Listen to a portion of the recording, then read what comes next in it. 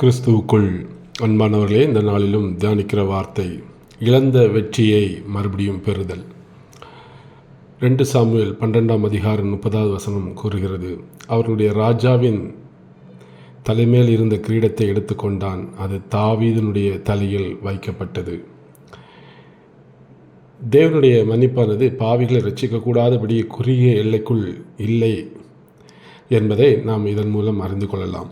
தாவீதுடைய வாழ்க்கையில் அதுபோலவே பின்மாற்றம் அடைந்தவரையும் மன்னிப்பேன் என்று வாக்குறுதி அளித்திருக்கிறார்.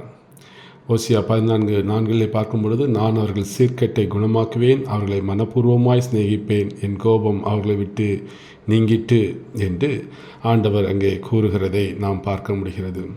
பவுல் கூட சொல்கிறார்களா, ரோமர் 5:10 சொல்லும் பொழுது, நான் தேவனுக்கு சத்துருக்களாக இருக்கையில் அவருடைய குமாரனின் மரணத்தினாலே அவருடனே ஒப்புரவாக்கப்பட்டோமானால் ஒப்புரவாக்கப்பட்ட பின் நாம் அவருடைய ஜீவனாலே ரட்சிக்கப்படும் அதிக நிச்சயமாமே என்று பவுலும் இதை கூறுகிறதை பார்க்கிறோம். இங்கே நாம் இந்த வாசிக்கேட்ட 2 சாமுவேல் 12:30 அங்கே பார்க்கும் பொழுது, தாவீது ஒரு ஆண்டு காலமாக அம்மோனியருடன் அவர் அங்கே போர் தொடுக்கிறதை நாம் பார்க்க முடிகிறது.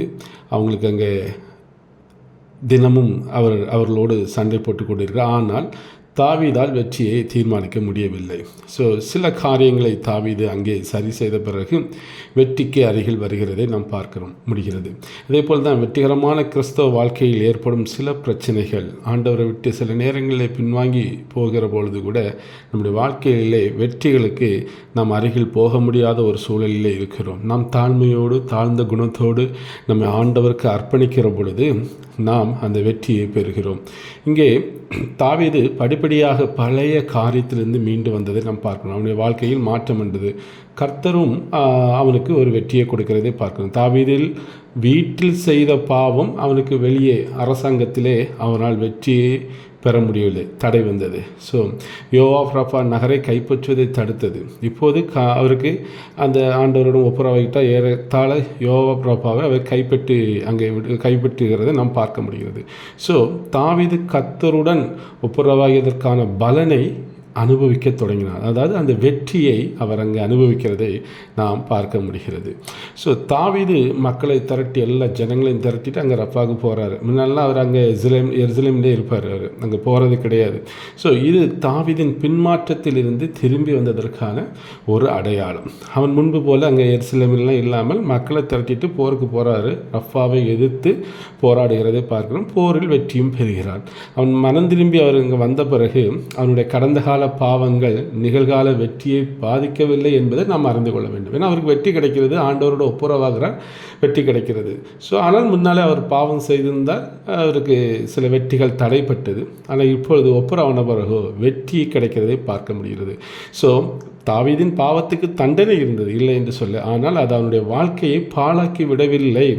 மீண்டும் ஆண்டவரோடு ஒப்புரவாகி மன்னிப்பை பெற்று வெற்றியை பெறுகிறதை பார்க்கிறோம். ஆண்டவர் அவருக்கு சில வாய்ப்புகளையும் வெற்றிகளையும் வழங்கினார்.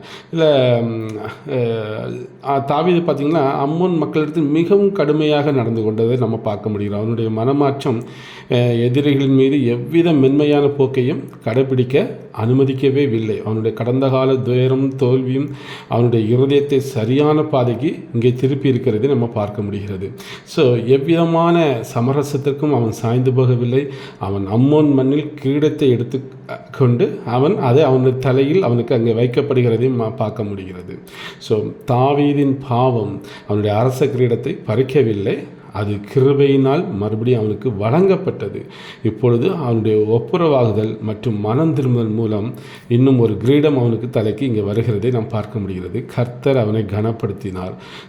நாமும் இன்றைக்கு தாவீதுடைய வாழ்க்கையை பார்க்கிற நாமும், தாவீது மனம் திரும்பி மறுபடியும் வெற்றியை பெற்றதை பார்க்குற நாமும், நம்முடைய வாழ்க்கையில் ஒருவேளை சில குறைவுகள் ஏதோ ஒன்று ஆண்டவருக்கு விரோதமாக இருக்குமானால் இன்றைக்கு நம்மை தாழ்த்தி ஆண்டவரிடத்தில் நாம் ஒப்புரவாகும். ஏதோ ஒரு வெற்றிக்காக காத்திருக்கிறீர்களா? என் வாழ்வில் ஒரு வெற்றி வந்து விடாதா என்று காத்திருக்க உங்களுக்கு ஒரு நற்செய்தி.